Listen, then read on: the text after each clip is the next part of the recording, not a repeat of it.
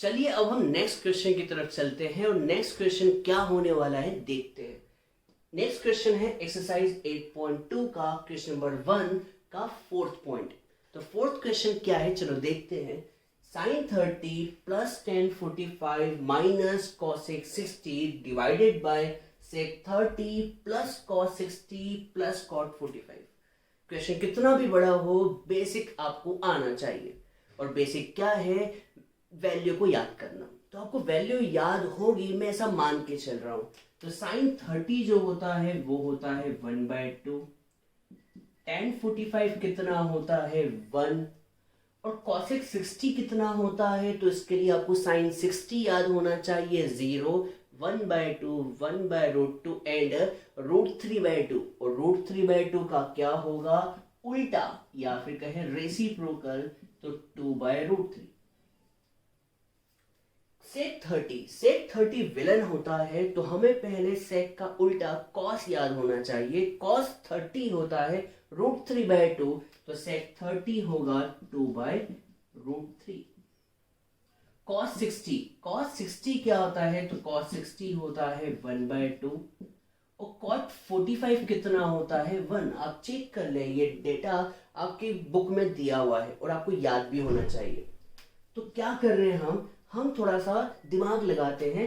1/2 plus 1 मिलके हो गया 3/2, और माइनस का 2/√3। ये क्या हुआ, हमने इन दोनों, ये लाइक टर्म्स है, 1/2 प्लस 1 इनका एलसीएम ले लिया, अलग से ले लिया, हमें रफ भी कर सकते हैं। तो हाफ प्लस 1 मिलके कितना हो गया 3/2, और यहाँ पर 2/√3 एज इट इज, और हाफ प्लस 1 मिलकर फिर से कितना हो गया 3/2। उम्मीद करता हूं इस बात समझ आई होगी। अब हम क्या कर रहे हैं, थोड़ा सा दिमाग लगा रहे हैं, इसका एलसीएम ले रहे हैं। तो 2 और √3 का एलसीएम होगा 2√3, और यहां पर क्रॉस मल्टीप्लाई हो जाएगा, तो 3 का मल्टीप्लाई √3 से होगा तो 3√3, और 2 का मल्टीप्लाई 2 से होगा तो ये 4। यहां पर भी एलसीएम वही आएगा, √3 और 2 का एलसीएम 2√3, 2 का मल्टीप्लाई 2 से होगा तो ये हो गया 4, और 3 का मल्टीप्लाई √3 से होगा तो ये हो गया 3√3। आपको पता होगा सेकेंड टर्म और फोर्थ टर्म एक दूसरे से कैंसिल हो सकती है, तो हमने कैंसिल कर दिया, और ये टर्म बची है, क्या बची है 3√3 माइनस का 4 डिवाइडेड बाय 3√3 प्लस 4। जैसा कि मैंने पिछले क्वेश्चन में कहा था कि आपको कभी डिनोमिनेटर में स्क्वायर रूट दिख जाए तो आपको उसका क्या करना होता है, रेशनलाइजेशन। तो आप इसका क्या करें, रेशनलाइजेशन। कभी आप एग्जाम में यहां तक छोड़ के आते हैं तो आपको पूरे नंबर नहीं मिलेंगे। क्यों, क्योंकि डिनोमिनेटर में जब भी स्क्वायर रूट आता है तो उसका रेशनलाइजेशन करना कंपलसरी होता है। तो हम क्या कर रहे हैं इसका रेशनलाइजेशन, तो ऑन रेशनलाइजेशन ऑफ डिनोमिनेटर। ठीक है, डिनोमिनेटर का हम क्या कर रहे हैं, रेशनलाइजेशन।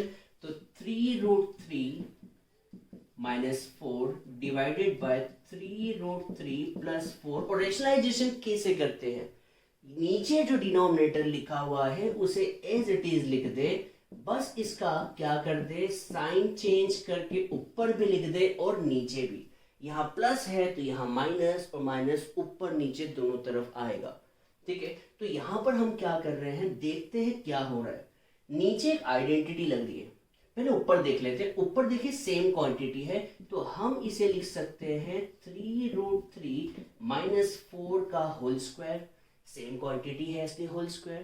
पर नीचे हम आइडेंटिटी लगाएंगे, कौन सी, a plus b a minus b. आपको ये पता होगी a plus b a minus b होता है a square minus b square. तो a plus b a minus b क्या होगा, इस क्वांटिटी का स्क्वायर माइनस दिस क्वांटिटी का स्क्वायर। तो 3√3 का स्क्वायर माइनस 4 का स्क्वायर। अब ऊपर एक आइडेंटिटी लगते हुए दिख रही है, वो आइडेंटिटी क्या होने वाली देखिएगा, a माइनस बी का square equals to a square plus B square minus 2ab। तो हम ऊपर एक आइडेंटिटी लगा रहे हैं, a माइनस बी का होल स्क्वायर क्या होने वाली है, A square plus B square minus 2 A B.